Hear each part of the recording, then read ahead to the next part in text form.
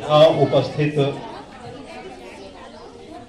सम्मानित अभी अभी हमारे बीच पधारे हैं परम आदरणीय श्री हरि सिंह मौर्य जी और उनके साथ ही रिटायर्ड इंस्पेक्टर डिप्टी एसपी मोहल्ला कुरैशी निवासी शिवलाल आर्य जी और कृष्ण कुमार जी हमारे बीच पधारे हैं, उनका अभिनंदन करते हैं।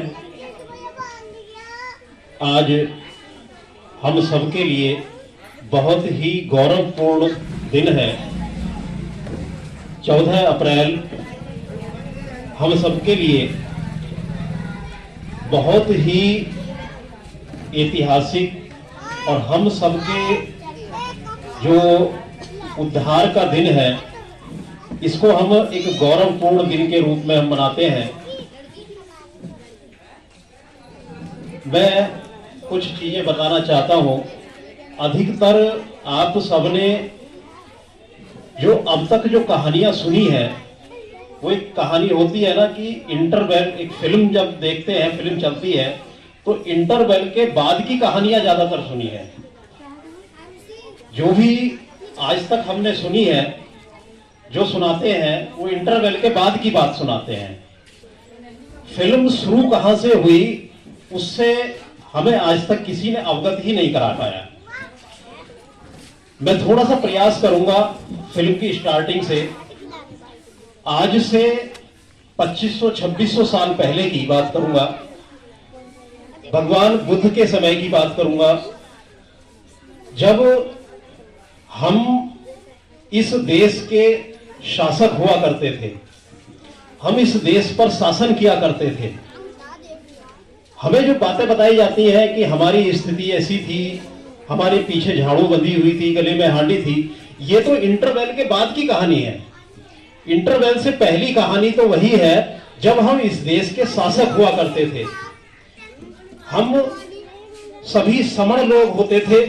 समण का मतलब है कि समता में रहने वाले, सब समान, कोई भेदभाव, कोई जाति पाति या कोई ऊंच नीच का स्थान कहीं नहीं होता था। और हम ही इस देश के शासक हुआ करते थे, हम ही इस देश के उद्योगपति हुआ करते थे, हम ही इस देश के जो साहूकार या किसान और जो भी सारी अर्थव्यवस्था का संचालन हम ही करते थे। कुछ समय बाद बुद्ध के समय में हम सब एक संघ के रूप में रहते थे, यूनियन बनकर। कोई राजतंत्र नहीं था, कोई लोकतंत्र नहीं था, हम समता में रहते थे संघ के रूप में। सभी निर्णय संघ के द्वारा लिए जाते थे। उसी का एक उदाहरण, संघ में कितनी पावर होती थी और संघ की के जो निर्णय होते थे वो सबको मानने होते थे। इसका जिक्र बाबा साहब ने धम्म और उनका बुद्ध और उनका धम्म पुस्तक में किया है कि जब एक नदी के पानी के बंटवारे के लिए दो पक्ष आमने सामने आ गए और उनमें स्थिति युद्ध जैसी बन गई कि युद्ध करना ही पड़ेगा। ज्यादातर लोगों का बहुमत, संघ के लोगों ने निर्णय ये लिया कि इसका एकमात्र उपाय युद्ध करना है।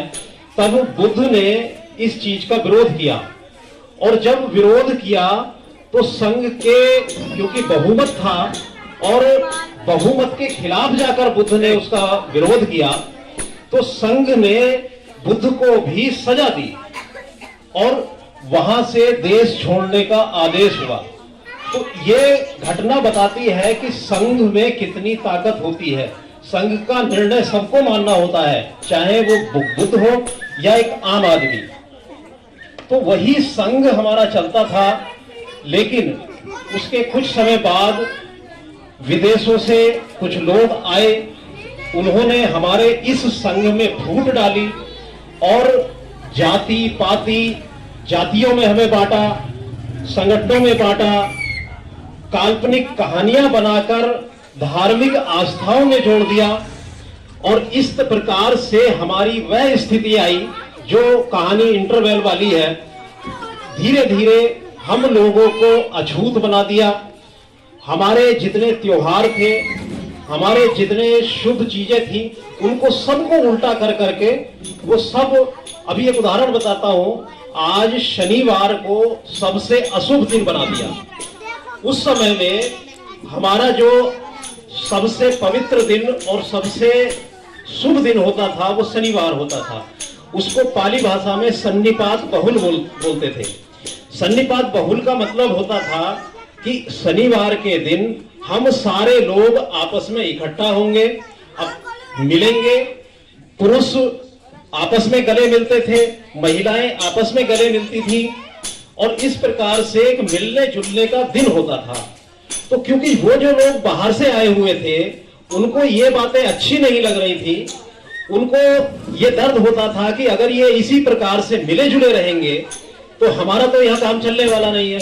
तो इसीलिए उस दिन को भी अशुभ बनाकर हमारे सामने पेश कर दिया। और शनिवार की कहानी सभी जानते हैं कि किस प्रकार से कितना अशुभ दिन कर दिया। इसी प्रकार से बहुत सारे त्योहार जो हमारे होते थे उन सब का स्वरूप बिगाड़ा, एक काल्पनिक कहानी लगाई और उसको धर्म के नाम पे जोड़कर हमारी जो पहले समता वाली भावना थी उसको छिन्न भिन्न कर दिया। तो आज जरूरत है कि हम सब फिर से उसी रूप में इकट्ठा हो जाएं, इकट्ठा होकर समता में रहें। शनिवार का दिन इसको हम प्रयास करें। आज सभी के, जैसे शुक्रवार का दिन है, मुसलमान भाई हमारे सारे इकट्ठा होते हैं, ईसाई संडे को इकट्ठा होते हैं, सिख भी किसी न किसी रूप में गुरुद्वारे में जाकर संडे में इकट्ठा होते हैं। तो इसी प्रकार से जिस तरह से वो लोग इकट्ठा होते हैं, इसी प्रकार यदि हम भी इकट्ठा होना शुरू हो जाए, थोड़े थोड़े इकट्ठा हो जाए, कहीं थोड़े इकट्ठा हो जाए, फिर किसी बड़े मौके पर, बड़े अवसर पर एक साथ इकट्ठा हो जाए, तो हमारे जो पहले वाली जो व्यवस्था थी सबल संघ वाली, वो संघ की व्यवस्था बन जाएगी। संघ में कितनी बड़ी ताकत है और संघ का कितना बड़ा काम है उसको इस बात से भी समझा जा सकता है कि आज जो भारत में सरकार चल रही है वो भी एक संघ की ही चल रही है, क्योंकि वो भी संघ के द्वारा ही संचालित हो रही है। हम टुकड़ों में बट गए, संगठनों में बट गए, जातियों में बट गए, हमारा कोई संघ नहीं है, इसीलिए हमारी आज ये दशा हुई है।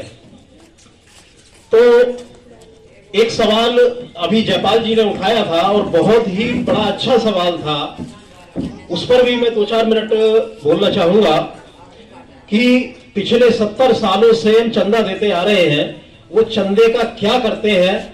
तो ये वाकई एक बहुत ही विचारणीय और बहुत ही इस पर विचार करने योग्य बात है। बाबा साहब ने संविधान बनाया, बाबा साहब के संघर्षों के बारे में या सभी ने बताया है, अभी मैं उस और नहीं जाना चाहता। बाबा साहब ने इतना संघर्ष करने के बाद उस समय भी जातियों में, संगठनों में, जातियों के नाम पर 6743 जातियां हमारे लोगों की बनी हुई हैं। हम जातियों के आधार पर बटे हुए हैं। बाबा साहब ने एक बहुत अच्छा काम किया। बाबा साहब ने इन सारी 6743 जातियों को 3 पिटारों में बंद कर दिया, SC, ST और OBC। इन सबको 3 जगह 3 श्रेणियों में बांट दिया, सारी जातियां खत्म कर दी। लेकिन हम इतने समझदार, हम इतने अकल हमने लगाई कि हमने उन पिटारों को तोड़कर हमने अपनी जातियों के संगठन बना लिए। हमने फला जाति का संगठन बना लिया, हमने फला जाति का संगठन बना लिया और गर्व से कहने लगे कि द ग्रेट चमार या द ग्रेट जाटव, वो जातियों को फिर से खोल दिया। जो पिटारे में बंद बाबा साहब ने किया था 3 पिटारों में, उनको फिर से खोल दिया। और आपको एक और बात बता दूं, आज की तारीख में पूरे भारतवर्ष में 29 लाख संगठन बाबा साहब और भगवान बुद्ध के नाम पर बने हुए हैं, जिनमें से 4 लाख एक्टिव हैं, जो एक्टिव रूप से काम कर रहे हैं। ये वामसेट की रिपोर्ट है। 4 लाख संगठन अब आप कल्पना करो कि अगर एक संगठन के 3 पदाधिकारी, जो मुख्य पदाधिकारी होते हैं, अध्यक्ष, महामंत्री, कोषाध्यक्ष, यदि एक संगठन के 3 पदाधिकारी भी एक्टिव हुए तो कितने 4 या 12 लाख लोग काम कर रहे हैं और सब अलग अलग काम कर रहे हैं। तो अगर ये सारे एक इकट्ठा होकर काम करें, एक प्लेटफॉर्म के नीचे काम करें, तो वाकई हमारा कुछ ना कुछ भला हो सकता है। क्योंकि पिछले 70 सालों से ये संगठन काम कर रहे हैं, तो इन संगठनों के काम करने से हमारे अधिकार वापस आने की बजाय या अधिकार बचे रहने की बजाय दिन में दिन हमारे अधिकार चलते जा रहे हैं। आज स्थिति यह है कि अभी तक जो आज सरकार चल रही है पिछले 7, 8, 9 साल से, हालांकि उससे पहले भी स्थिति यही थी, लेकिन आज स्थिति बहुत ही दयनीय हो गई है। आज जो हम जैसे जितने भी पढ़ पाए तो पढ़ पाए, लेकिन आने वाली पीढ़ी अपने बच्चों को पढ़ा नहीं पाएगी। ये स्थिति आज ये बन गई है, क्योंकि शिक्षा इतनी महंगी हो गई है, आम आदमी के बस की बात नहीं है, तो आगे बच्चे पढ़ नहीं पाएंगे। तो इसलिए इन सब चीजों का, सारी समस्याओं का एक ही इलाज है कि हम सब इकट्ठा हो जाएं।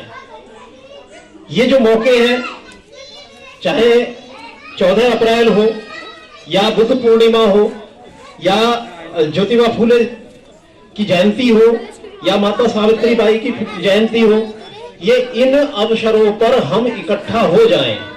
और अभी जैसे चंदे की बात जयपाल जी ने की थी, तो मैं तो ये कहना चाहूंगा कि अब आगे चंदा देने की जरूरत ही नहीं है।